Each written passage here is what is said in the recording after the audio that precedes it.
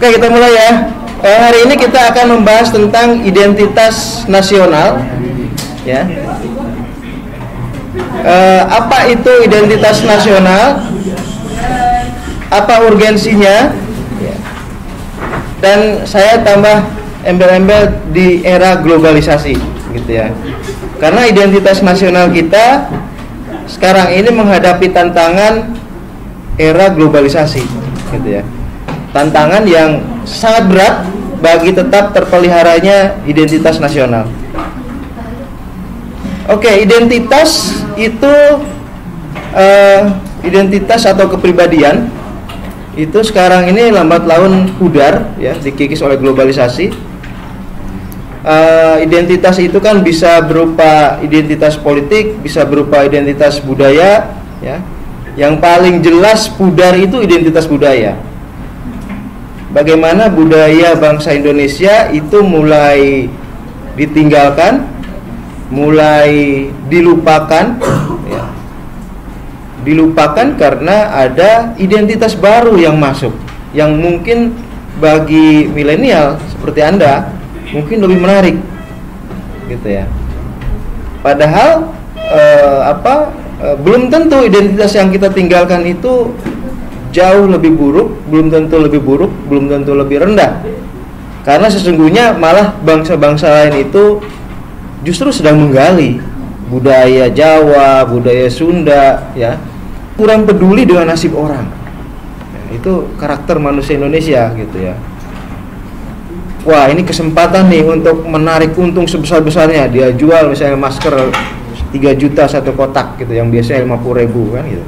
Itu nggak peduli dengan nasib orang, gitu. Ciri dari manusia Indonesia begitu, katanya. Sekarang kan begitu, ada orang jual masker sampai 300.000 sampai bahkan 3 juta, ya kan? Tidak rasional, gitu.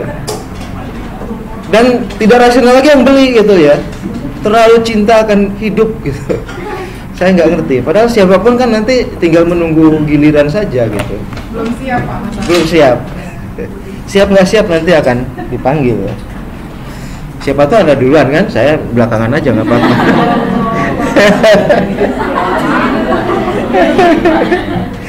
Oke, kata Bung Karno, bangsa yang kehilangan identitas atau karakter bangsa akan hancur.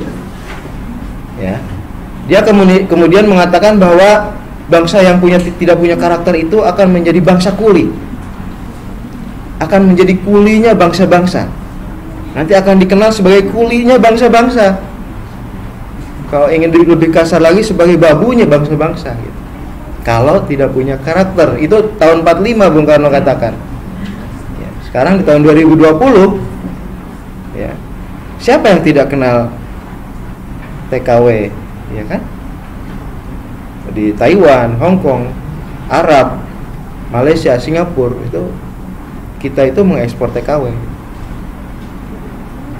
Kondisi seperti itu artinya ya apa yang dikhawatirkan Bung Karno terjadi, gitu. Kita tidak punya karakter.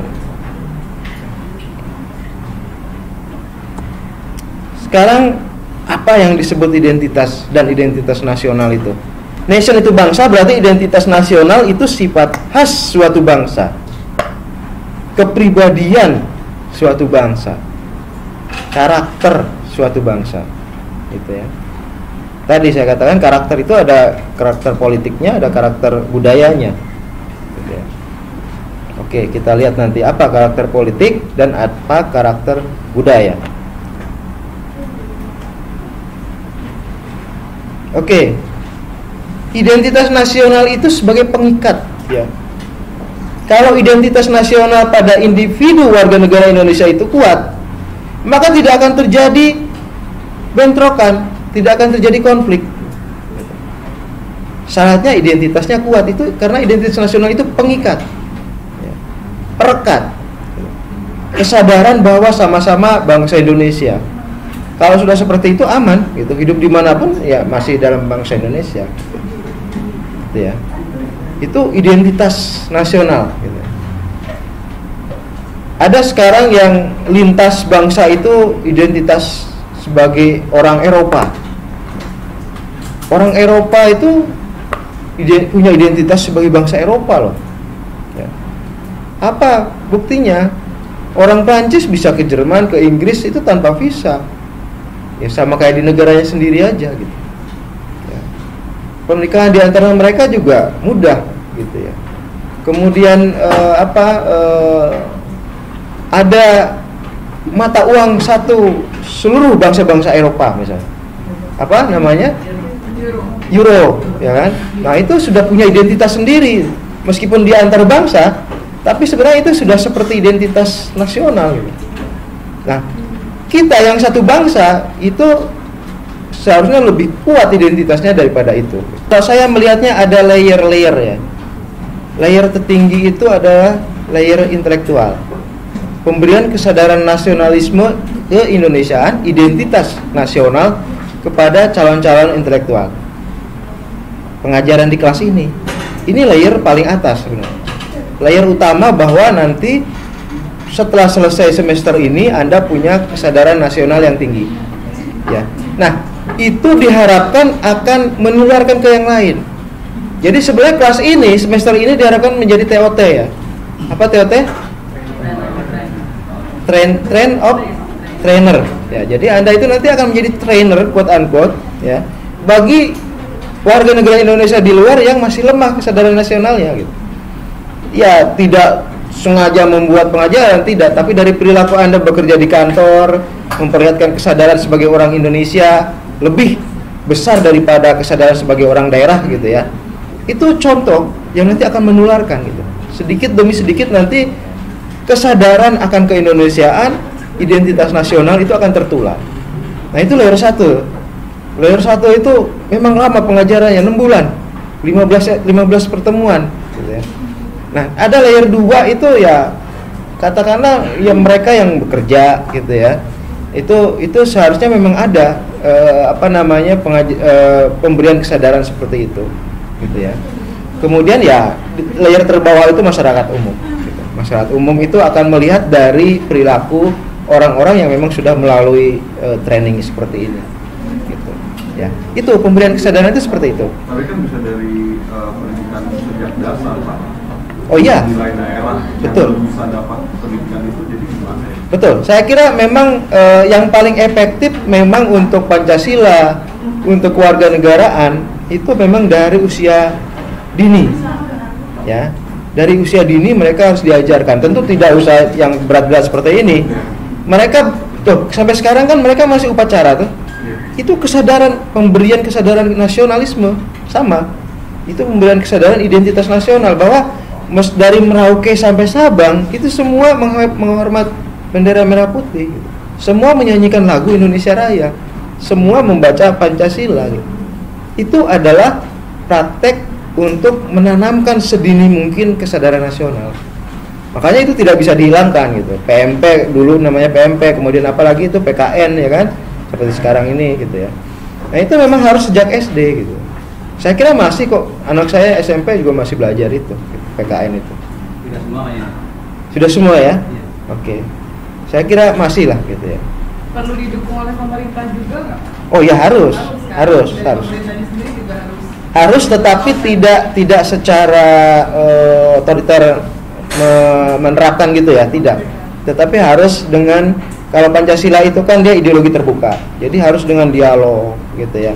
Harus dengan pemberian kesadaran secara pelan-pelan lah gitu, bahwa kita ini bangsa Indonesia gitu. Saya kira kalau sudah diajarkan sejak dini itu dengan sendirinya akan muncul kesadaran itu gitu ya.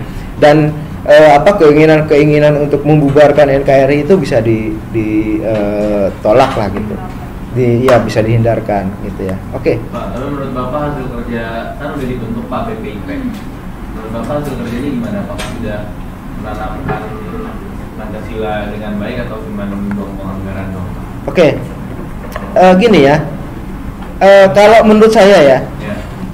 Kalau suatu ideologi itu sudah kuat, sebenarnya tidak perlu badan pembina. Contohnya misalnya Protestanisme di Eropa. Itu sudah sangat kuat dan tidak ada badan pembina Protestan gitu ya. Tidak ada. Nah, kalau di sini masih ada BPIP, Badan Pembina Ideologi Pancasila, itu tandanya ideologi Pancasila memang masih lemah. Tandanya ideologi Pancasila masih gampang disusupi oleh ideologi lain.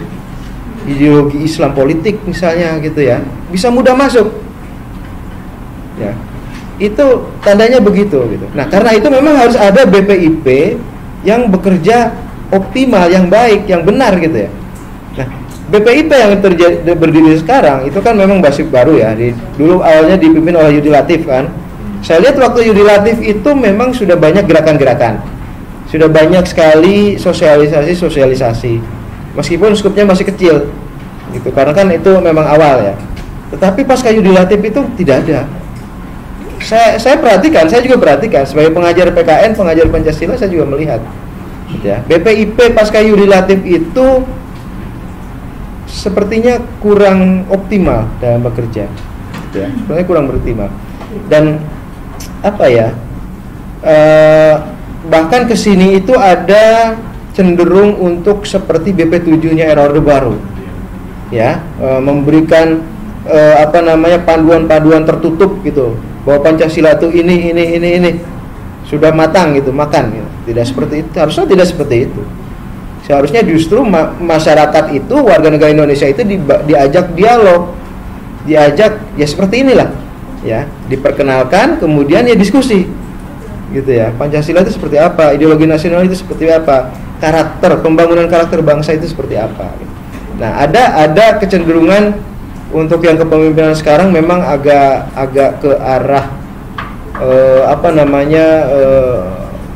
mengatur gitu ya. Padahal seharusnya tidak seperti itu. Seharusnya memfasilitasi saja, memfasilitasi agar masyarakat lebih concern lagi untuk meluangkan waktunya untuk memikirkan tentang ideologi nasional ini, tentang karakter nasional ini, tentang identitas nasional ini, gitu ya. Oke. Jadi ke depan memang BPIP harus diperbaiki, saya kira. Jangan seperti itu, tetapi harus lebih menjadi fasilitator misalnya untuk dialog-dialog di universitas, di SMA juga perlu, sekolah dasar, sekolah menengah gitu ya. Dan juga di berbagai tingkatan pemerintahan sehingga seluruh rakyat itu tercakup gitu. Era globalisasi yang sekarang diwarnai oleh industri 4.0 dan mau masuk ke 5.0 ya, dan diwarnai kemajuan teknologi luar biasa, dalam arti bahwa semua individu di dunia ini berjejaring gitu ya, dan bahkan itu melewati batas negara gitu ya. Berbagai network itu melewati batas negara pada dasarnya. Nah, network yang melewati batas negara itu memang bisa mengancam identitas nasional, gitu. Kalau itu tidak dipersiapkan dengan baik, gitu ya. Yang harus dipersiapkan adalah kesadaran bahwa globalisasi itu bukan berarti kemudian menjadi tidak punya karakter. Justru dalam globalisasi itu persaingan karakter, gitu ya. Persaingan karakter. Bangsa-bangsa yang karakternya kuat itulah yang akan memenangkan persaingan di era globalisasi. Bangsa-bangsa yang kuat itulah yang akan memenangkan quote-unquote peperangan militer, gitu ya. Dengan globalisasi, industri 4.0 gitu ya, itu batas negara hilang dan kemudian yang ada adalah persaingan pasar gitu. Nah, mereka yang menguasai pasar itulah pemenangnya gitu. Mereka yang mampu memproduksi barang dan kemudian laku di pasar global, itulah pemenangnya ya. Yang terjadi sekarang kan kebingungan otoritas Indonesia ini bagaimana memajaki transaksi yang lintas negara seperti ini gitu ya. Itu globalisasi, industri 4.0 dengan kemajuan digital yang luar biasa itu ancaman bagi integrasi bangsa, bahkan tidak hanya bagi identitas nasional gitu ya. Tetapi itu bisa dibentengi dengan ya ini pengajaran kesadaran nasional itu gitu. Tidak ada cara lain gitu ya, tidak ada cara lain gitu ya. Karena serbuan dari luar kan bahkan sampai kamar-kamar kita gitu ya. Anak kita baru bangun aja udah upin-ipin. Ya. Itu Malaysia itu, ya kan? Kemudian apa lagi? Doraemon. Kemudian apa lagi? Ya, Nickelodeon, ya kan?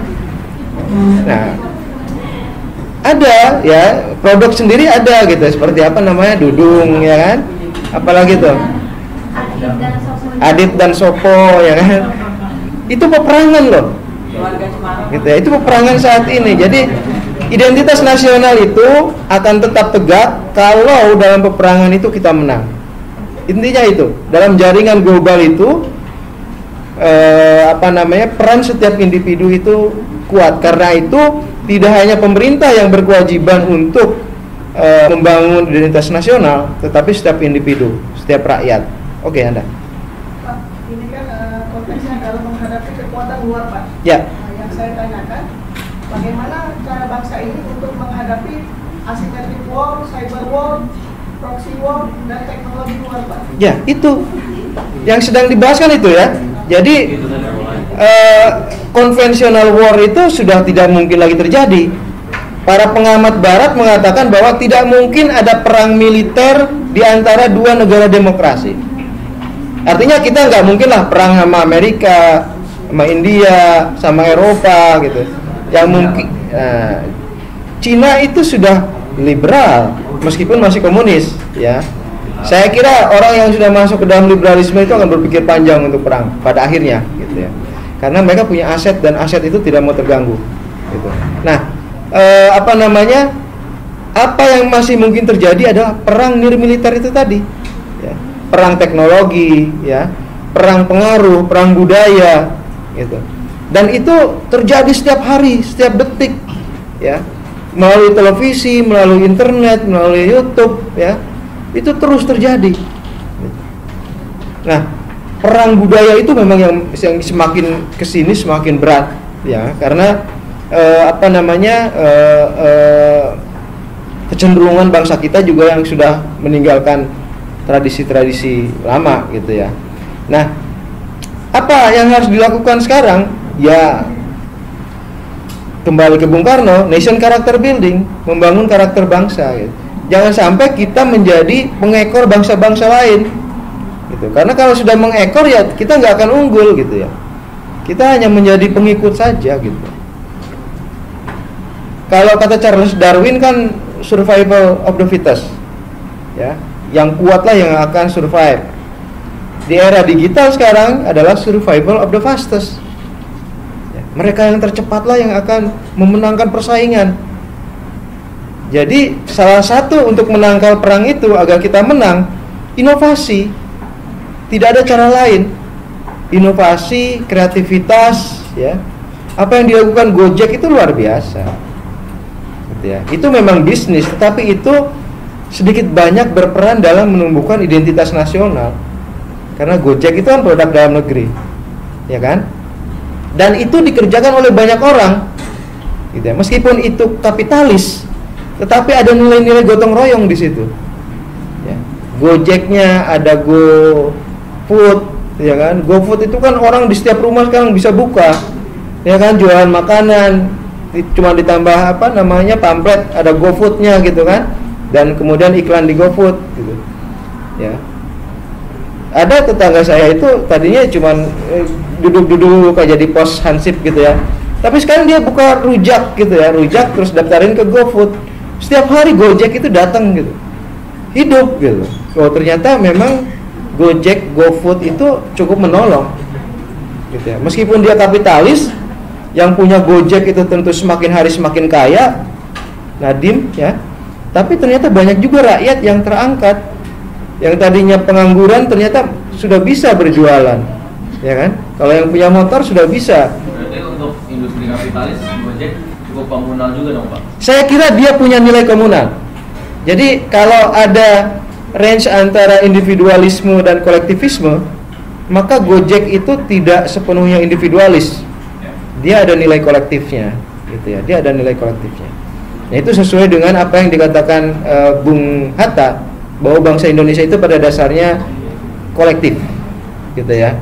Makanya Bung Hatta menyarankan bentuk usaha itu koperasi, karena koperasi kan kolektif gitu.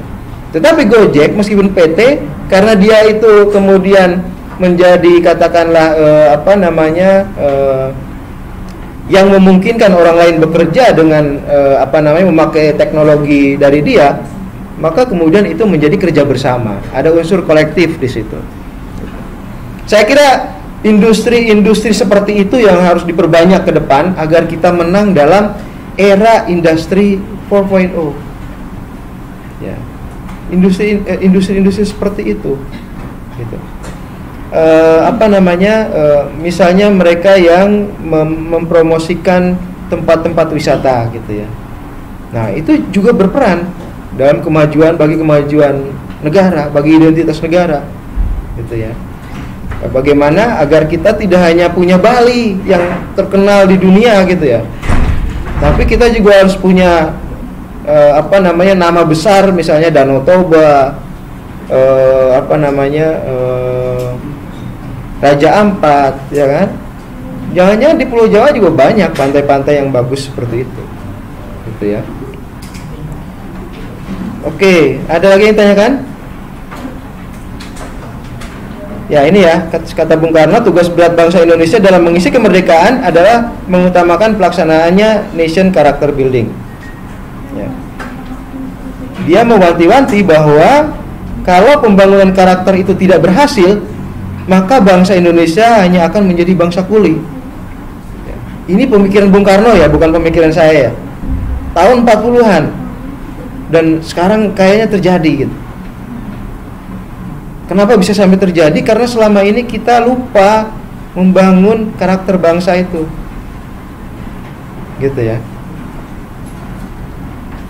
Coba ada yang bisa menyebutkan tarian daerah 10 tarian sekarang ini? Hebat kalau bisa masih hafal 10.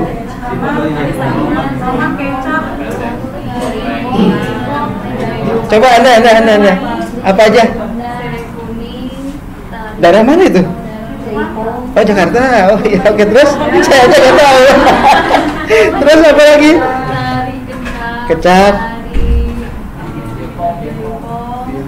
jaipong, piring, saman.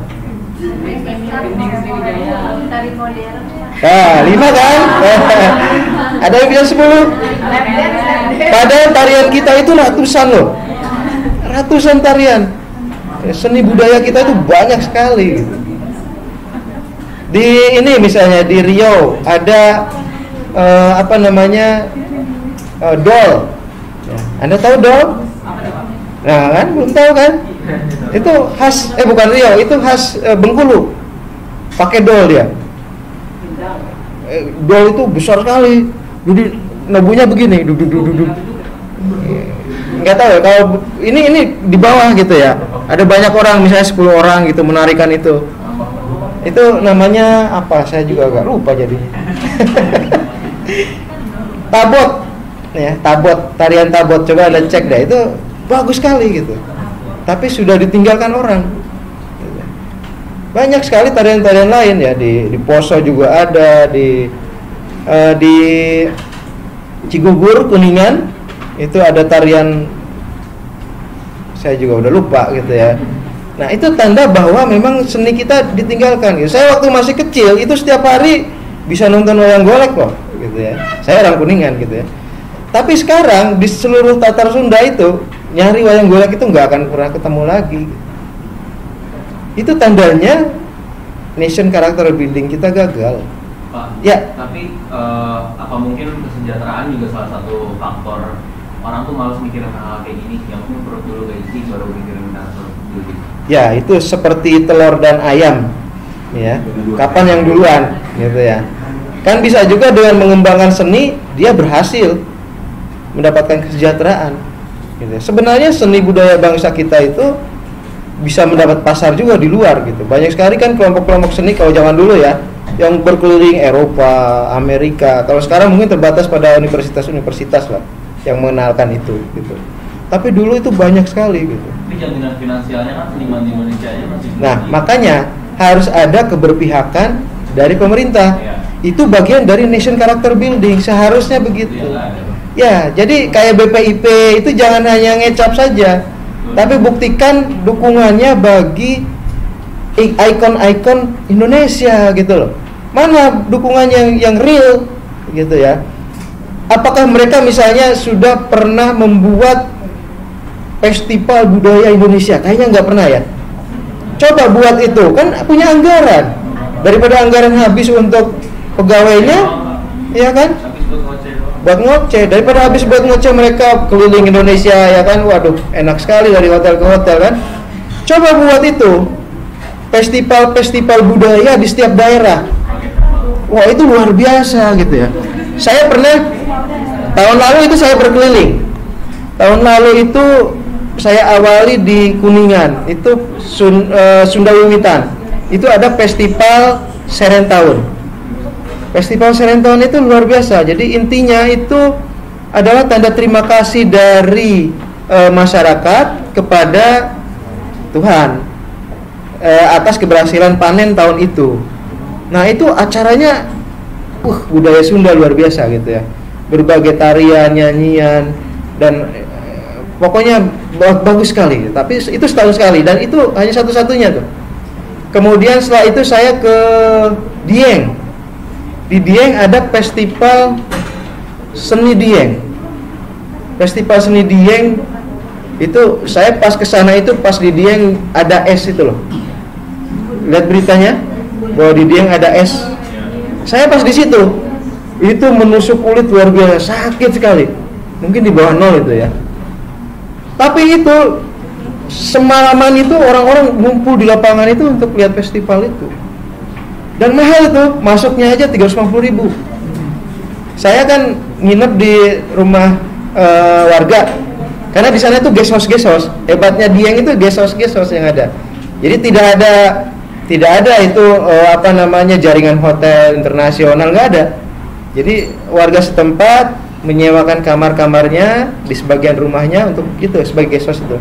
Nah, saya ngobrol sama Bapak Haji yang punya guest house itu. Wah, enak sekali ya orang Dieng ini bisa nonton semalaman gitu, festival musik yang kan itu musik di atas awan.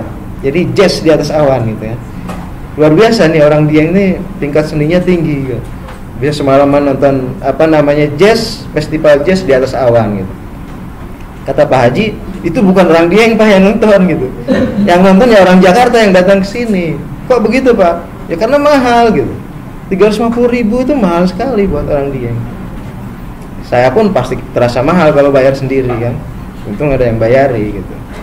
Nah, itu kemudian setelah dari Dieng saya ke Bengkulu itu. Bengkulu ada festival Tabot, festival Tabot. Yang khas dari festival, yang unik dari festival Tabot itu adalah Tabot itu sebenarnya kebudayaan Syiah. Kebudayaan Syiah tapi hidup di tengah masyarakat Sunni. Luar biasa kan? Syiah hidup di tengah masyarakat Sunni. Di Arab aja saling bunuh-bunuhan itu Syiah sama Sunni. Enggak pernah harmonis ya. Selalu konflik. Tapi di Indonesia bisa hidup. Itu seminggu festivalnya itu. Saya diterima gubernur, diterima Pangdam, ya, Kapolda. Itu diskusi tentang budaya di sana itu luar biasa gitu ya. Waktu itu saya sebagai tim kajian di One Team Press, Dewan Pertimbangan Presiden. Jadi setahun itu berputar kemana-mana. Kemudian ke Poso, ya. Dari Poso ke Sumba. Jadi semua punya budaya yang unik-unik dan hebat-hebat gitu. Nah, itu kenapa pemerintah tidak memperlihatkan pemihakan itu gitu, ya. Coba buatlah festival internasional budaya Bengkulu misalnya, festival budaya Batak gitu. Saya ke Danau Toba juga, terakhir saya ke Danau Toba. Memang indah sekali Danau Toba itu, luar biasa itu. Waduh, indah sekali. Tapi kotor itu. Waktu saya mau nyebrang dari Parapat itu ke Samosir, buset, berdebu ya kan? sampah, toiletnya, wih, jorok banget gitu. Itu yang harus diperbaiki. Kalau pemerintah benar-benar punya pemihakan, coba strengthening SDM-nya, perkuat dong SDM-nya. Kalau daerah itu mau jadi tujuan wisata Danau Toba, ya SDM-nya harus ramah, harus bersih, ya kan, harus bisa menghormati tamu, tidak boros, ya kan, harus lebih hemat, harus pro rakyat gitu ya. Kata Bung Karno, kalau demokrasi itu ingin berujung pada kesejahteraan sosial, maka demokrasi itu harus tidak hanya memberi keberesan negeri politik, tetapi harus keberesan rezeki. Ya, kata Bung Karno gitu. Kalau demokrasi kita ingin menciptakan keadilan bagi rakyat, maka ya sila keempat dan sila kelima itu harus dalam satu nafas. Gitu. Itu bedanya demokrasi kita dengan demokrasi Barat. Tapi itu tidak terjadi karena kita memang lebih mengarah ke demokrasi Barat. Itu yang harus dirubah juga. Karena karakter kita gagal dibentuk, ya sudah, kita jadi pengekor demokrasi Barat aja, liberalisme saja. Gitu. Padahal Pancasila itu sudah sangat lengkap. Ya, sisi individualismenya ada, sisi kolektivismenya ada gitu, dan berimbang. Oke, sudah jam berapa? Sedikit lagi ya. Oke,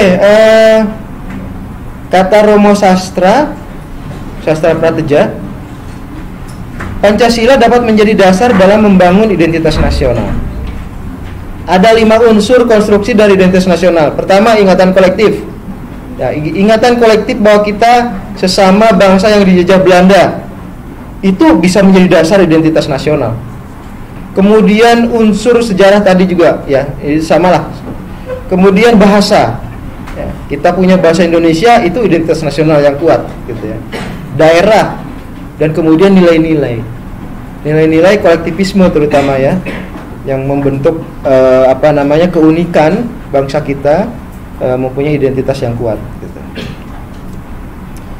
Oke. Nah, sampai sekarang kita masih memang menghadapi gangguan-gangguan terhadap integrasi, seperti karena separatisme, konflik vertikal dan horizontal, ya. Konflik vertikal dan horizontal terjadi ya misalnya di Ambon, Poso dan Sambas itu hanya terjadi karena tadi kecemburuan sosial saja gitu. Nah, selain itu ada separatisme yang sekarang masih ada di Aceh dan Papua, gitu ya. Nah, itu yang memang harus diselesaikan untuk terciptanya integrasi nasional. Oke, identitas nasional kita itu perekat. Ya. Kenapa masih konflik? Seperti tadi saya bilang, karena identitas nasional kita masih lemah. Kita masih memandang orang daerah lain itu yang lain, bukan kita. Gitu ya. Yang orang Sunda melihat orang Jawa, itu orang Jawa, gitu. Orang Batak, ya itu bangsa lain, gitu ya. Itu tanda bahwa identitas nasional kita, kebangsaan, keindonesiaan itu masih lemah. Kalau identitas nasional sudah kuat, kita akan memandang suku lain itu sebagai sesama bangsa Indonesia, gitu ya.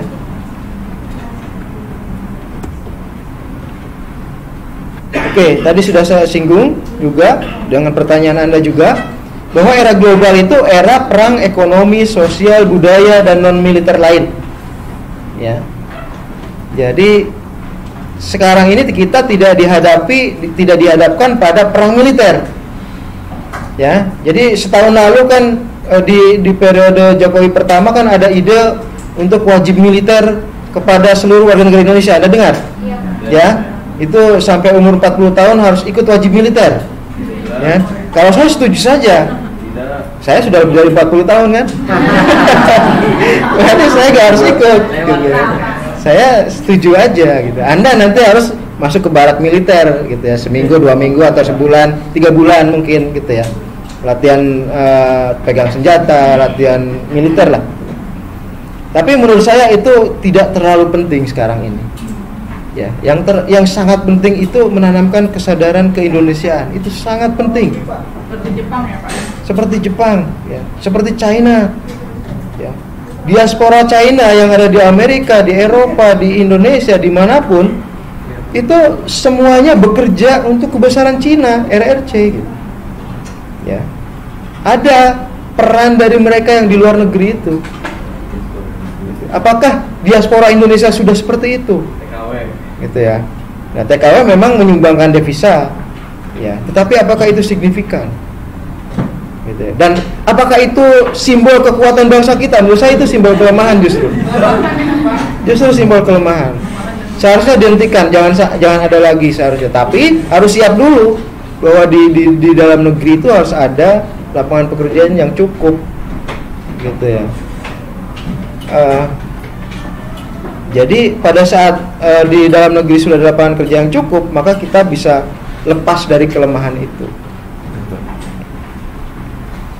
Oke, kemenangan dalam perang jenis ini ditentukan oleh kualitas identitas nasional, oleh kuatnya identitas nasional, gitu ya. Itu yang urgen sekarang itu menanamkan identitas nasional Indonesia. Gitu. Sebenarnya banyak kok bangsa Indonesia yang hebat, yang bahkan jadi penentu kemajuan bangsa lain, gitu. Ya, yang menumpukan teknologi pesawat, misalnya sayap pesawat itu kan Habibie kan, sampai sekarang masih terpakai. Yang banyak sekali menemukan teknologi-teknologi baru sebenarnya orang Indonesia gitu.